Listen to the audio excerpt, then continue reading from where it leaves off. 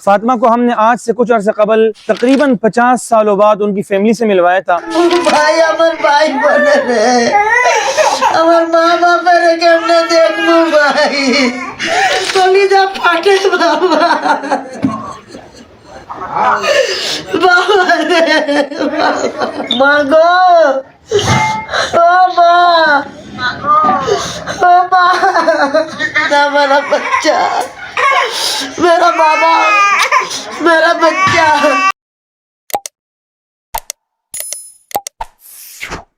अस्सलाम वालेकुम नाजरीन, मेरा नाम वलीउल्लाह मारूफ है। आप मुझे यूट्यूब और फेसबुक पर देख रहे हैं।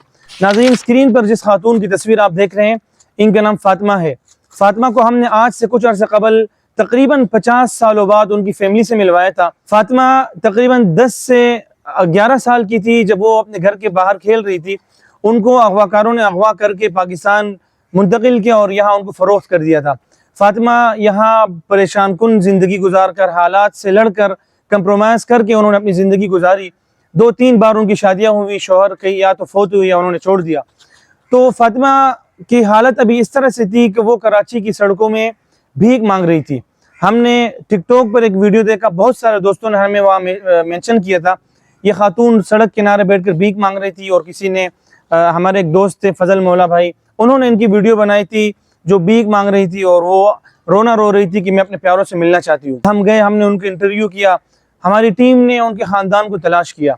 फातिमा उन खुशकिस्मत तरीन ख़वातीन में से थी जो 5 दहाइयों बाद ख़ानदान मिलने पर पता चला कि उनके वालिदैन, बहन भाई सब मौजूद है। हम फातिमा के घर गए, एक दुकान को उन्होंने घर बनाया था, एक खस्ताहाल घर में रह रही थी। जब हम जाकर वहाँ मिले फातिमा को, पहली बार हमने 5 दहाइयों बाद उनके ख़ानदान से वीडियो कॉल पर मिलवाया तो वो मनाजिर देखने के काबिल नहीं थे।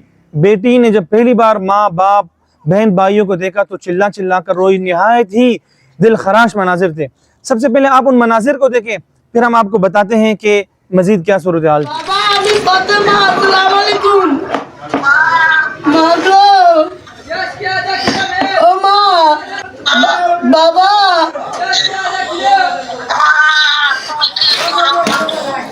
আমা আমি ঠিক আছি আমা আমি কিনে আমো আমা মা গো ও মা তুমি ভালো আছো মা?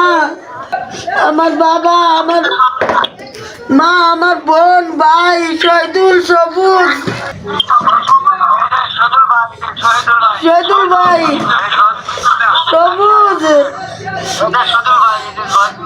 শহীদুল, সবুজ, মেরা জাজমিয়া, সোহাগ, সবুল, আমার ভাই, ভাই আমার বোনের কিন্তু আমার বোন কই পারুল বিরুল রেনা কোথায় আছে? আমি একটা পাগলি মহিলা দেখি।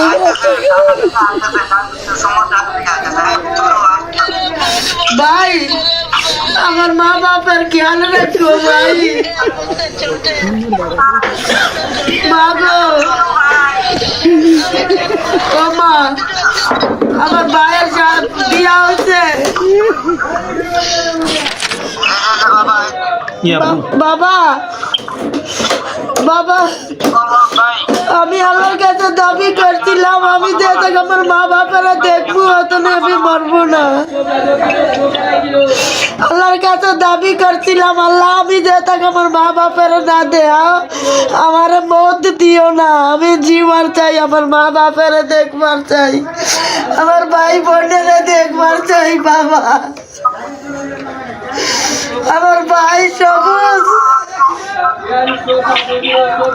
ও সবুজ আমি তোরা বহুত মারতাম, আমার মাফ করে দি ভাই।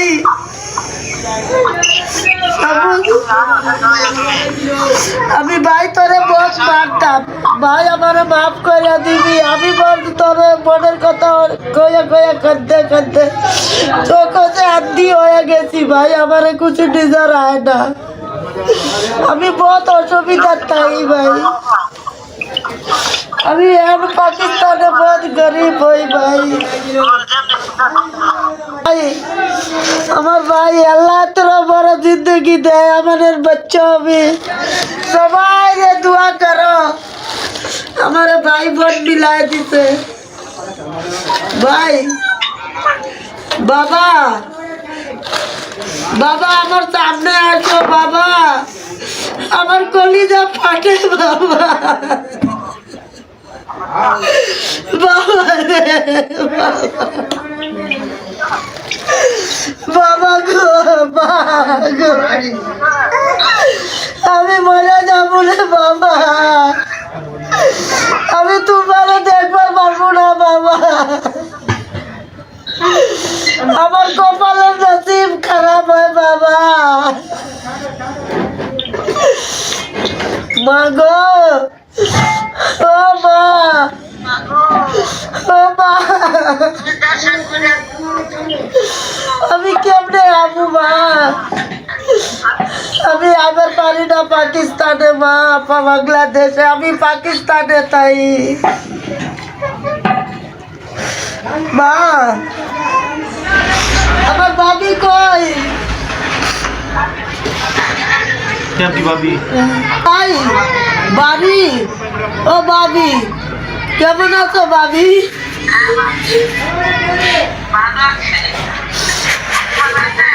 আমি ভালো আছি আমার ভতিজা কুতনি আছে আমার ভতিজা নাই ওই আমি কোনোদিন আমার ভতিজারে দেখবার চাই ভতিজি দেখবার চাই আল্লাহ রে আমার নসিব কপাল পুরা করে দিছে আমি দেখবার পারি না मेरा बच्चा मेरा बाबा मेरा बच्चा बहुत मारताम আমি তোরে বহুত মারতাম ছোটলা আমি আমারে মাফ করে দিবি আমি তোরে বহুত মারতাম ভাই তোরে মার ইয়াদ করে করে আমি মরে যাই আমি ও ভাই কেমন আছো ভাই ভাই রে আমি কেমন করে দেখবো ভাই আমার ভাই বলে রে আমার মা বাবারে কেমনে দেখবো ভাই আমার কলিজা ফাটা যায় রে ভাই ভাই গো আমার বহুত গরিব হই ভাই আমি বেবা হই ভাই আমার কোনো স্বামী নাই আমার কোনো পোলাপান কামাবার বলে নাই আমার মাইয়া আছে এদিকে আয় আয় এদিকে আয় আপনার বাপের সাথে কথা কর